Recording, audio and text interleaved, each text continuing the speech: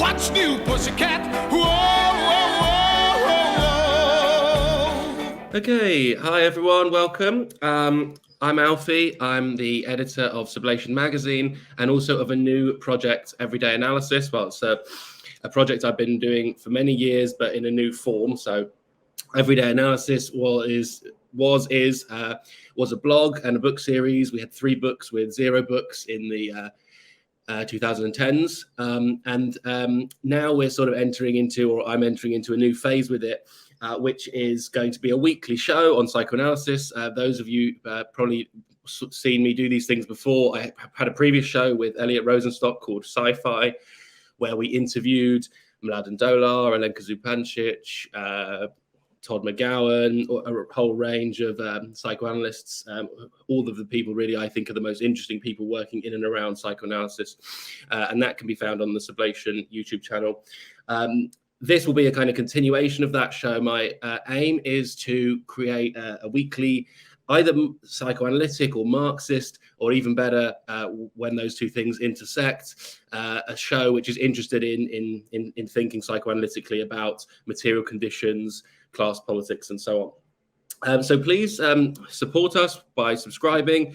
You can also go to the website, www.everydayanalysis.co.uk, where you can see that the main part of our project is going to be producing our own pamphlets. They look like this, although that's probably looks in reverse. They're very it's not a full book, but it's a sort of pamphlet magazine style.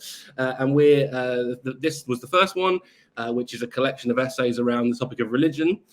Includes an essay which Slavoj Žižek wrote for Sublation magazine, and a new essay, a large essay by Peter Rollins. And it includes an essay on the question of forgiveness by Julie Reshe, who's going to be joining us today in just a moment. So the idea is to print these pamphlets and make them available to order digitally and in physical print copy. So you might also be interested in checking those out or ordering one. We can send them anywhere across the world. And that's all on the website, everydayanalysis.co.uk.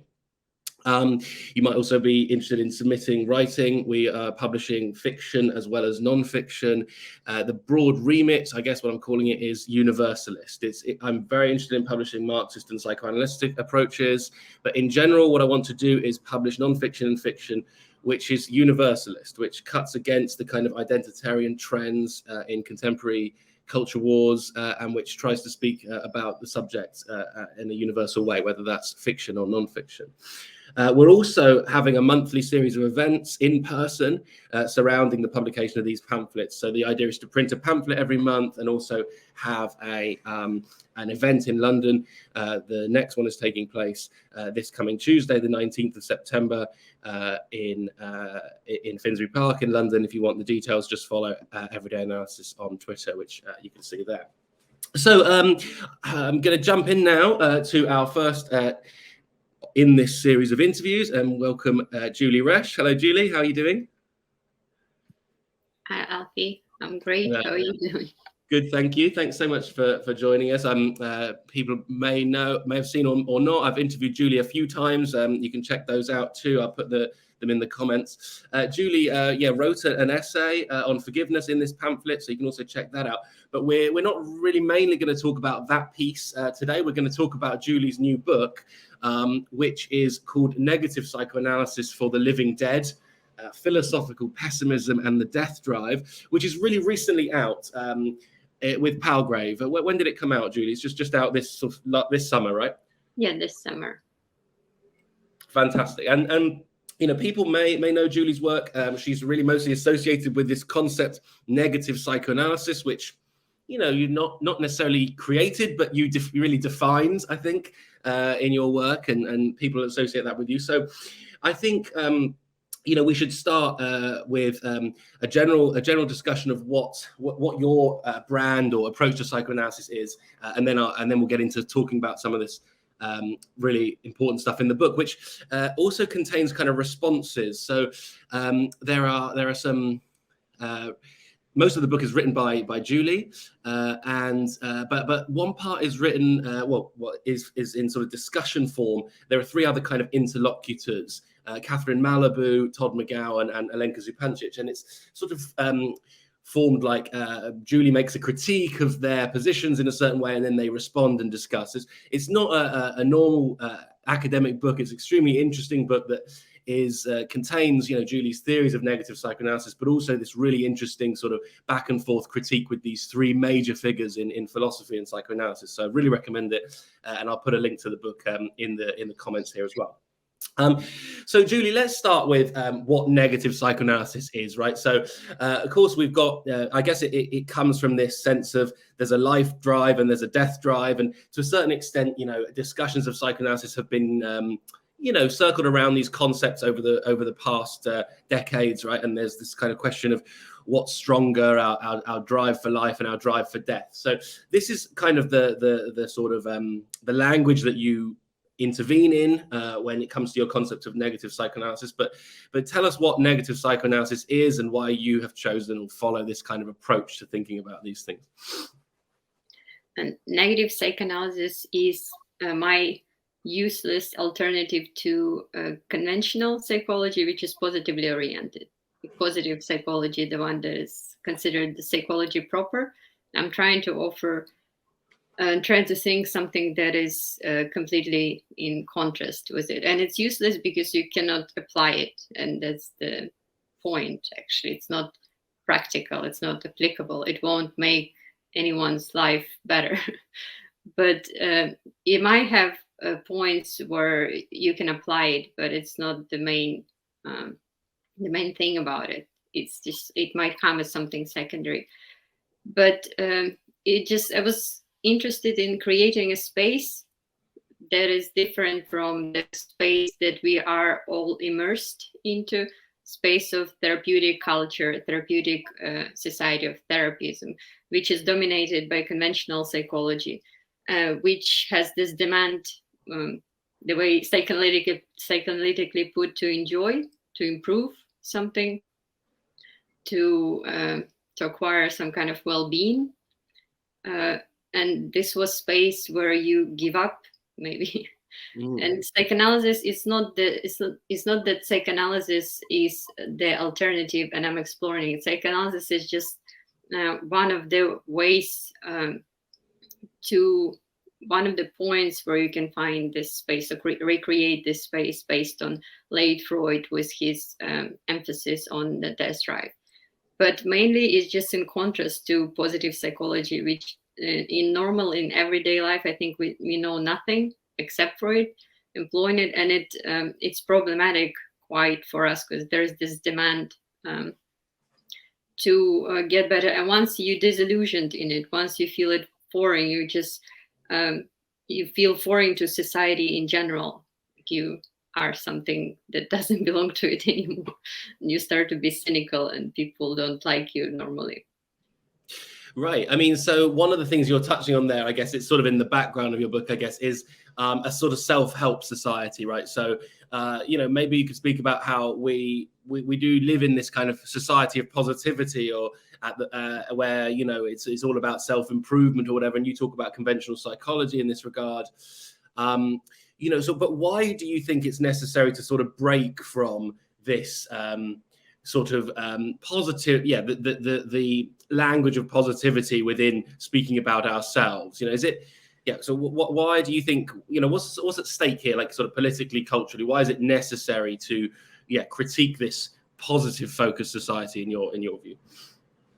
I don't think it's necessary. So the other thing about the book and my thinking, at least what I'm trying to do, failing sometimes, is not to claim what is better, or not to look for how to improve anything. Like, just what are other options that we can explore? What is something else, except for, you know, this is my book. I'm suggesting some improvements or some more interesting theory, or some, and competing with this idea with other books or other theories and proving that I'm right. I'm not. I'm just rather publicly glitching, you know, with my writing. It's not that I'm looking for solutions or looking for improvements. That's precisely a space where the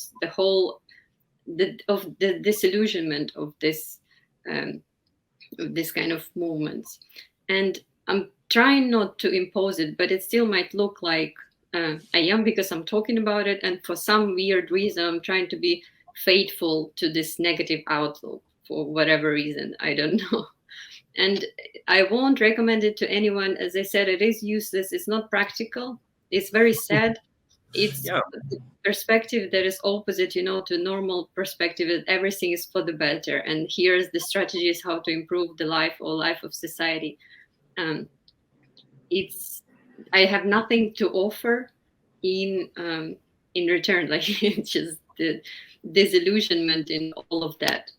And I wouldn't recommend it actually to anyone. But if you are already there, or if you doubt, or if you want to explore some dangerous other possibility, here I am, to Yeah, hear you and not to try to cheer you up.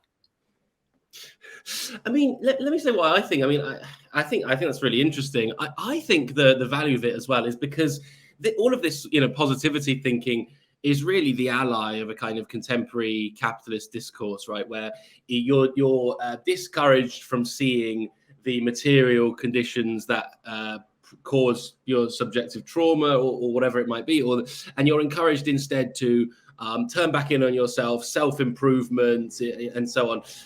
So it seems to be to me, like, for example, even things like wearables and Fitbits, right, which you put on your wrist and it tells you haven't slept enough, or you haven't you haven't done enough exercise. So it's all basically turning the focus back on the individual and saying it's your responsibility to improve yourself. And the positivity comes into this kind of, and that seems to me to be a way of turning people away from collective materialist movements which recognize the condition of the subject in its material world. And also it seems to be it seems to well, I mean, more than that, it seems to sort of be this kind of like almost British stiff upper lip thing that we should not address our massive gaping hole in our existence. We should instead kind of cover it over with positivity. And I think you do kind of approach this kind of what I think is kind of I mean, I guess I'm thinking also, I don't know if you've read Ashley Frawley's work. She basically does a critique of the happiness industry and self-help and so on. And it's very interesting. I mean, your book is so different to hers, but they both take this approach, this kind of idea that one of the dominant things in our society is this happiness industry, positive thinking, traditional psychology in your sense, and you sort of turn away from it in a sort of very different way. And it's extremely interesting. And I think there's a lot of sort of when it comes to a Marxist position, there's a lot at stake there. I guess one related thing which you really get into the book, if I can start, asking you about some specific things. I really was interested in your section on trauma, and I guess this is all to do with this, right? Because all of this psychology, it's all to do with trauma. It's all to do with different responses to trauma. So in your section there, you sort of point out some limits in Freud's theory of trauma. So maybe you could take us through where you think Freud's limits are in his theory of trauma, but also how does trauma fit in with this approach to negative psychoanalysis that you've sort of articulated in the book here? So my useless alternative to positively oriented psychology and positively oriented part of psychoanalysis is that anything can be considered as trauma. And I think anything is, because originally we can see that Freud coins term and uses term or trauma as something hopeful, as something that something went wrong and you can fix it. Precisely, psychoanalytic treatment, if we simplify it, is to trying to deal with it or to fix it. And later, the Lacanian perspective and more existential perspective, if you add to it, would claim that the subject originates as post-traumatic subject. There is always this rupture in coherency that it's impossible to fix, and any fantasy of coherency would come as something secondary and as illusional. It's not that there is the rupture of the life narrative, the one which defines trauma, but there is this rupture at the core of the self, and of existence and of a subject. And this would designate the concept of the death drive as a repetition coming back to, or repetition compulsion, coming back to the traumatic experience, repeating something that hurts, or revealing the rupture, or initial loss or lack of loss of something that was never there. So it's just to emphasize the impossibility of getting rid, the hope of getting rid of trauma, the one that conventional psychology would be based on. We have to deal with trauma, and not only trauma, but anything negative. Negative meaning this simple common sense way that we don't want to exist, like bad things. For example, depression, anxiety, whatever we talk about them, trauma including, we are talking about them in order not to talk. So it implies already the concept, the way we use them in the context of our therapeutic society and psychology. We use them in a way to designate them as deviation from the norm, and it implies the hope of fixing it. Like we can never talk about trauma. You can never talk about depression.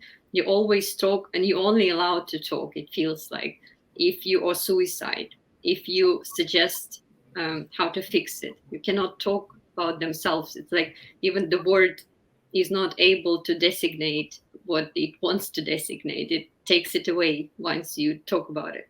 Because suicide, it goes with suicide prevention. Otherwise, it's terrifying. You need someone who will help you, to prevent it. It's very interesting. I mean, I had an interesting conversation with, I don't know if you saw this book by Avgi Sakatopoulou, which is about trauma. And she basically argues that we live in a traumatophilic society, she calls it. So basically, society actually it looks like we're obsessed with trauma, because every time you go on Twitter, it's all people can talk about is their own personal trauma. But actually, we're a society that's traumatophilic because it's desperate to fix trauma. It can only see trauma as something that can be fixed, right? Whereas I think what you're saying is something similar, that we need an approach to trauma which is not treating it as something, that has to go with trauma resolution, or, suicide without suicide prevention or whatever, which I think is really interesting. And I guess what I want to ask you about in relation to what you just said is this point you made that anything can be trauma. Do you think that we're sort of living in a world where, trauma almost seems like everyone is in a competition with each other, right? Who's the most traumatized? It's everyone boasting about their own unique trauma. And it seems to me that what's missing and this would be the universalist aspect, that, what psychoanalysis could offer is a reminder, a universalist approach. We're all subjects. We're all traumatized, right? There should be a sort of possibility for solidarity here, or whatever you want to call it, because we're all universal subjects who all suffer traumatic experiences. Anything can be trauma, but somehow we live in a world where it's been turned into this kind of identitarian thing, like, oh, my trauma's worse than yours. So trauma seems to divide people rather than unite us, I suppose, would be my point. What do you think of that? Do you agree with me, or you think that? Are you trying to argue for this kind of thing, that we need to use trauma as a means of, universalizing rather than particularizing ourselves, or am I missing the point a bit?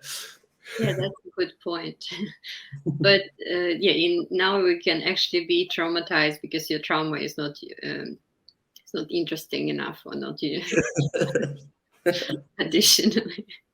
Yeah, no, exactly. No, it's bizarre. Anyway, let me ask you about another part of the book. There's just so much here. We won't cover it all, but I wanted to ask you, because you were just talking about death drive, and in the section which is a conversation between yourself and Todd McGowan, you talk about the death drive and politics. So this is one of the things I wanted to ask you about. So, Todd's, if I've understood it right, I hadn't read Todd's positions on this really before. So, correct me if I'm wrong, but he speaks about, he kind of counters actually Lee Edelman's argument, the queer theorist who wrote No Future. And basically Edelman's position is that death drive is anti-political, right? Political projects fail because we have death drive. Whereas Todd tries to kind of politicize death drive, right? Turn it into a a useful political tool. And there's this section in your book which is yourself and Todd McGowan sort of debating what the politics of death drive are. So could you just explain your position, Todd's position, and where the politics of the death drive is and the difference between your ways of seeing it? So originally, the concept of negative psychoanalysis existed as a part of critical theory, as something Marxist coined by Russell Jacobi, who was Freudian Marxist, similar to Adorno in some way, to Marcuse. So the negative psychoanalysis he defines is psychoanalysis that, in contrast to conventional conformist psychology and psychoanalysis that works in favor of capitalism, it denies negative feelings, such as the feeling of anger, for example, or some dissatisfaction with the injustice of capitalist order, or just unjust order. So therefore, negative psychoanalysis would, in his interpretation, this anti-capitalist one, would argue to embrace those feelings, and from this, the revolution might follow, because if we're not satisfied, we embrace our the negatives, the feeling of sadness, for example, that it causes us. We're not trying to pretend that we're happy anymore to be functional parts of capitalist society. And if, for me, negative psychoanalysis is even more, at least in my interpretation, it's even more negative, because this kind of negativity is only temporarily. Like, you need it for evolution, and then it's still a way to a better society. And in Freud, the Marxist, generally, McGowan points out that they would take Freud, but the concept of a death drive for late Freud is obstacle for them. They're not able to fully embrace it. Or in Jacobi, it would just serve as a temporary tool, maybe. But anyway, it's still, for me, this kind of negative psychoanalysis is still very positive, because it embraces negativity, depression, or whatever, but it just as a tool that needed to improve society, again, to build the happier. It's like toxic positivity, but not on the level of individual be happy. It's like on the level of society, and society is supposed to be happy. But I'm trying to see, and I might call myself depressive Marxist, if there is such thing. Like, I think we need to try to do it, but still it won't get better, because there is this negative core, in my opinion, at least, of a society, and in McGowan's opinion, of society, of individual. And if we try to stay faithful to late Freud with his centrality of the death drive, and the way Todd McGowan see the centrality of a death drive in a society, not only in individual, there is this negative core, something that is self-subvertive within individual, within system. So we can never reach to the point where we are completely improved, happy, deprived of this negativity, because this is the core. Even in Marxist kind of society, post-capitalist society, it might solve a certain problem with capitalism, but it won't make us better. We'll find other problems, because we are this self-subverting, self-sabotaging mechanism. It doesn't mean that we don't have to do it. It just means that we'll always fail.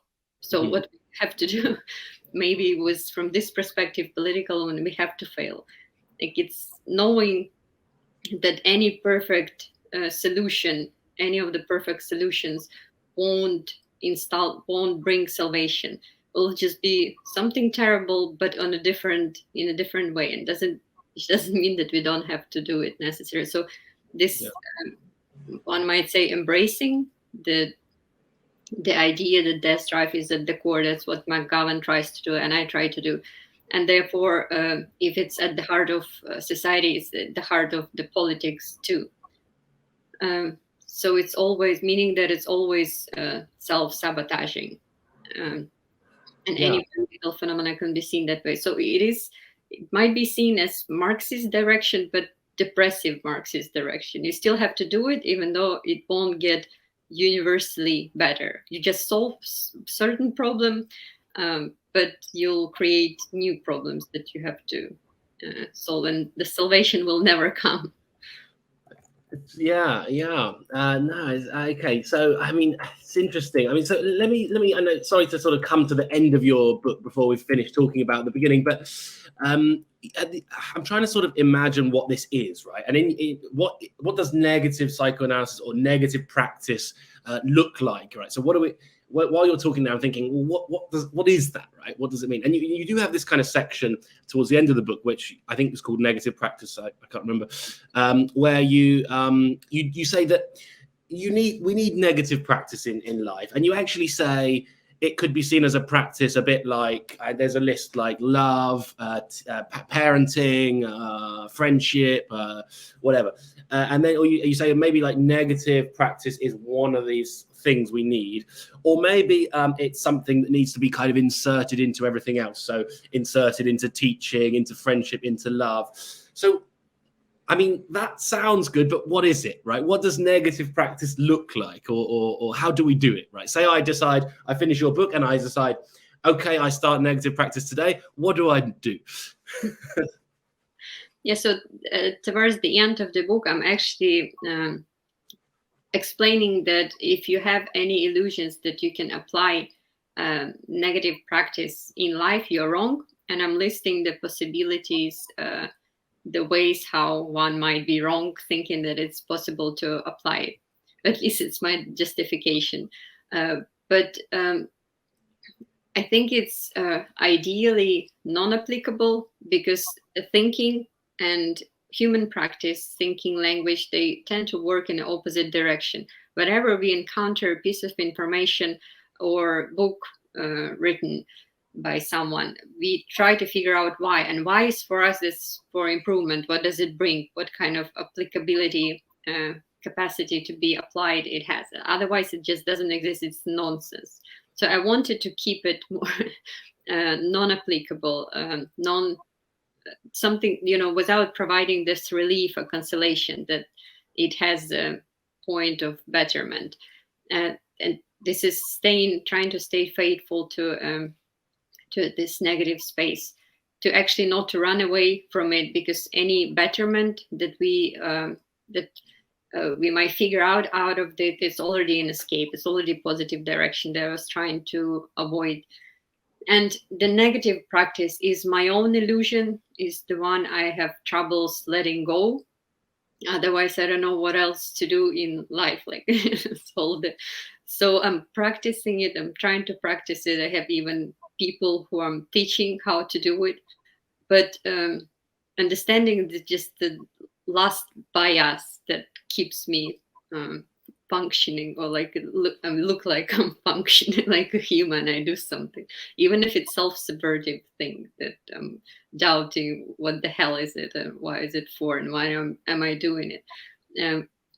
But precisely maybe the negative practice can be seen as practical extension of the book, staying faithful to the space of negativity, without escaping into positivity, into the positive bias, which again is impossible, because if you put something in a language, it already has the direction, the coherency.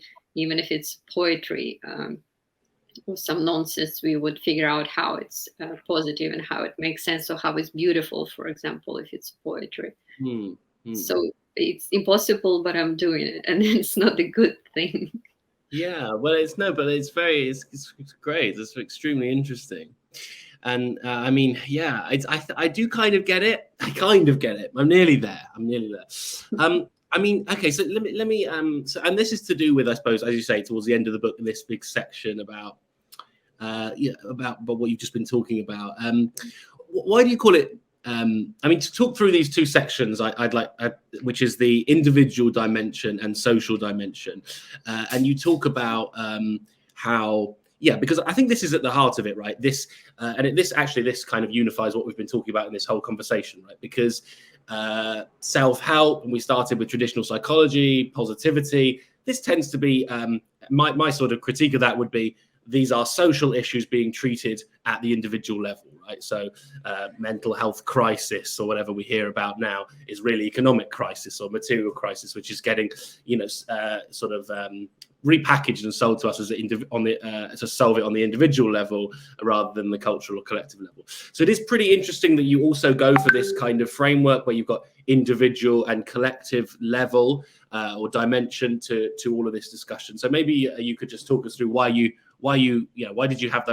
got those sections, and what do you think these different dimensions are, the individual and social, and how do they relate to each other?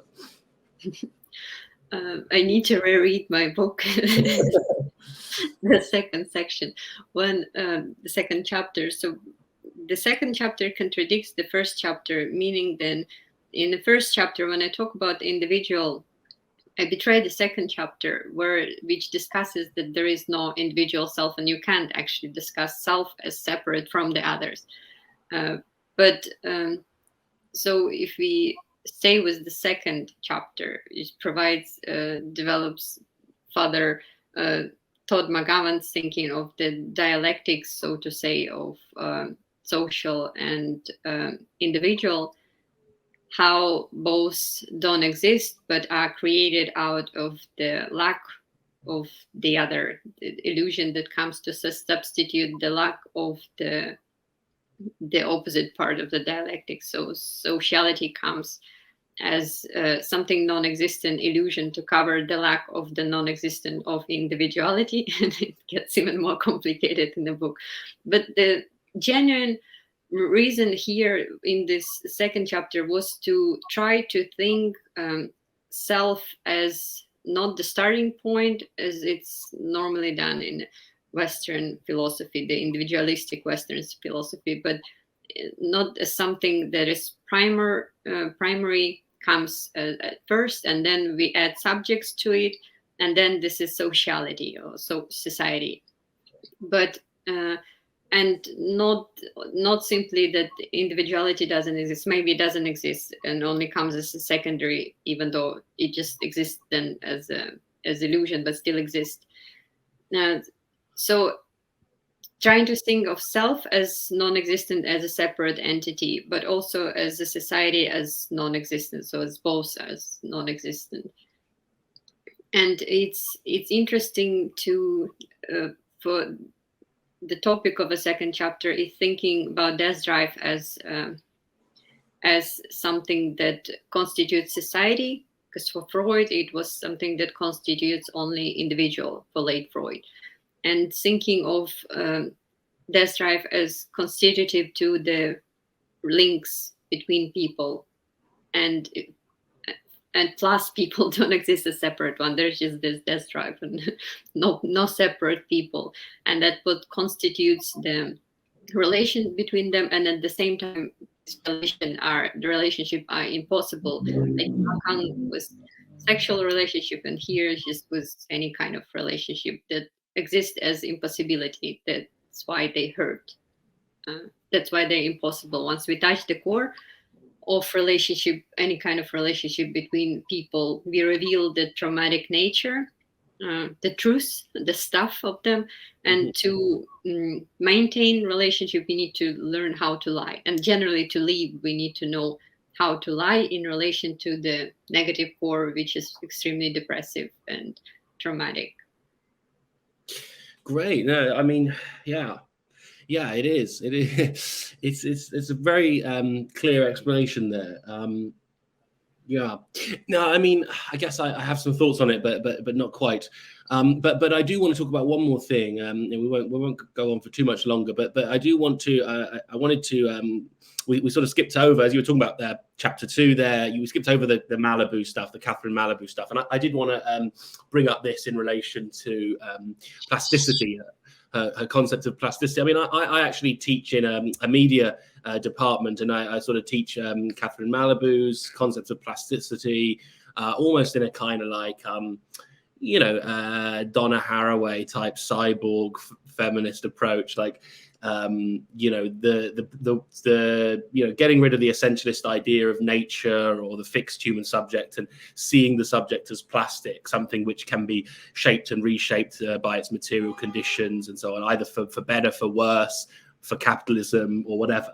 But you got a different sort of take on plasticity that I'd never thought about before, which is to do with plasticity and the death drive, right? That plasticity is a sort of destructive plasticity, I guess you're talking about. So, I mean, you know, it's interesting, isn't it? Because although, you know, it's with McGowan and with Lenka Zupancic, these are obvious interlocutors for you as someone who's in the tradition of psychoanalysis or whatever. But Malibu is different.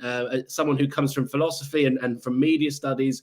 But it's for you, this concept of plasticity is important. So, you know, talk us through how did Malibu end up in this book with the psychoanalysts, but also what is it that you're taking from her concept of plasticity in your own sort of direction through this kind of death drive argument?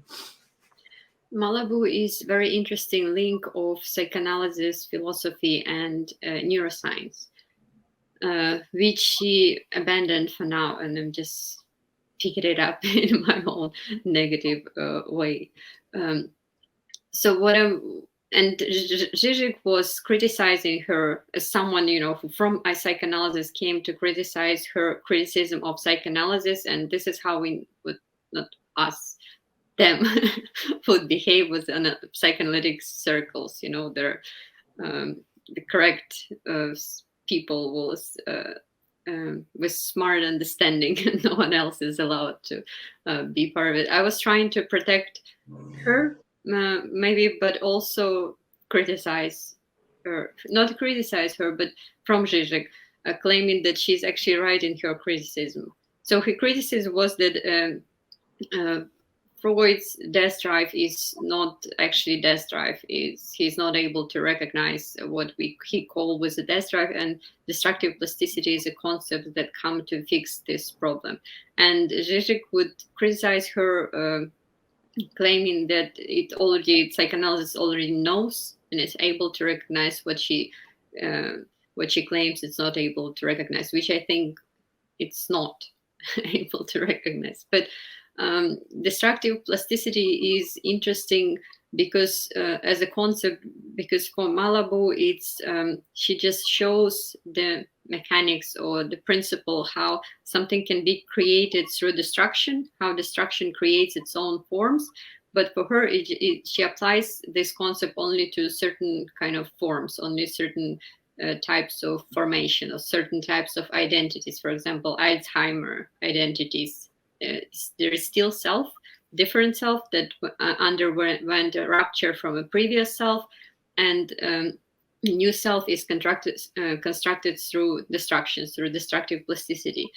And in my view, it's not, at least I was trying to show how it might be not just one type of plasticity, because it presupposes that other plasticity is not is deprived from destruction, or there is some kind of opposite to destruction process, opposite to destruction that overcomes destruction or compensates destruction. I was trying to show any plasticity as this has something that has the destruction at the core of it and has a negative direction, relying on the language of neuroscience to look smart. But this is something that Sabina Spielrein, someone who introduced the concept of the death drive before Freud, and Freud had troubles comprehending it for several years after he found out, after she explained him what she assumes it is. So for Sabina Spielrein, destruction is becoming. Like this, those are not the opposite. And one can read her in two ways. One can see that becoming implies destruction, meaning that destruction here is something secondary, a tool of destroying the previous state of things, for example, to arrive to a new state. Like there is destruction, but it's like necessary tool for generation or creation. But one can see, at least I can see destruction as all there is, and the becoming as just more illusionary and more secondary in relation to destruction. It's not that we start with something like we normally think and it gets destroyed. For example, when we create a sculpture, we have the lump of clay, and we get rid of the parts of the lump to create. So there is destruction, but the destruction is just a tool of a certain art that we will create. So we start with the thing, and this is the conventional thinking. We start with something, we destroy it a little bit, and this destruction, okay, there is destruction, but it's just for the creation. And the opposite type of thinking, the negative one, would be that we start with destruction, and then the destruction results in into something. So there is just destruction. There is not something that preceded that exists. It gets destroyed, and then it still exists. It's just, you can think of the destruction that all there is, and something that destruction is something that operates, and what exists is the result of operation of destruction. Nothing precedes the destruction. Destruction is the whole, is enough to explain everything nearly. Yeah. And in that sense, it's also this kind of, there's nothing. If you start with destruction, then you start with a certain form of destruction. Are there different forms of destruction? I mean, it seems to me there's something sort of interestingly anti-essentialist or whatever about this position, because you start with nothing. There aren't things until the destruction takes place. So at the very beginning, you've got a dialectics which is producing different forms of things. So it doesn't allow you to take an essentialist position, I guess, about the existence of anything, which I think is pretty interesting. Yeah. Okay. I think I've understood. I hope I have. I've tried to. It's an extremely interesting book. I mean, and it's interesting. It's both complicated, sort of philosophical reflection. Some parts are challenging, but and then there's also the kind of conversational back and forth, which is extremely a totally different tone, which makes for a different kind of reading experience, and the points kind of emerge out of it in a very, very nice way. So I think it's a very powerful important book, and I'd really sort of recommend people to read it. Aren't you also doing a course about it? Maybe we can also just plug your course. So what do you actually?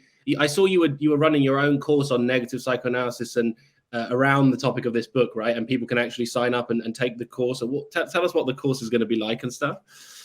But I'm starting my Patreon page, and one of the reasons is because the Palgrave book and general academic book are extremely ridiculous, and I'm not getting any royalties from it. So I was thinking that I will actually. I will share some of the segments, most of my book, gradually on Patreon, and we'll meet every Thursday evening to discuss. I'll present parts that I shared over a week, and I'll discuss them. I'll present them, and we'll discuss it with patrons. So if you want to join, that would be great. So maybe we won't put the link to the Palgrave, whatever, extortionate academic publishing house. Instead, we'll put the link to join the course. That would be probably more interesting for people and better than supporting these ridiculous academic press institutes. I mean, it's also partly why I wanted to do this kind of pamphlet production thing, really sort of low cost. As you can see, it's really low cost, and the idea is to give out the digital copies to people who want them for free, but also sell them extremely cheap for like £5 and print them and distribute them, because I think these kind of forms of publishing are kind of necessary, and I'm absolutely sick of academic publishing. So if you're interested in what Julie's doing, you should check out her Patreon, which I'll put in the comments. If you want to support us, you should go to our website, everydayanalysis.co.uk, and buy a pamphlet. That's the best thing you can do. And I will be back every Friday. This will be out today, Friday, and I'll be back next Friday. I'm going to put up an interview I did with MLADEN DOLAR in Ljubljana, which was really interesting. We talked about gossip in 1968 and where it all went wrong, and it was very interesting. So hopefully people subscribe and enjoy the channel and want to hear more from Julie. So go and do that. Anything else you want to say, Julie, before we go? No. Thank you so much for doing it and for sending me this extremely interesting book. It's been important to me, and I'm sure it'll be important to others. But thanks so much for joining us and for doing this. Cheers. I'm sure you'll be back. Hopefully you'll be back again in a little while. Bye, everyone. Thanks for listening.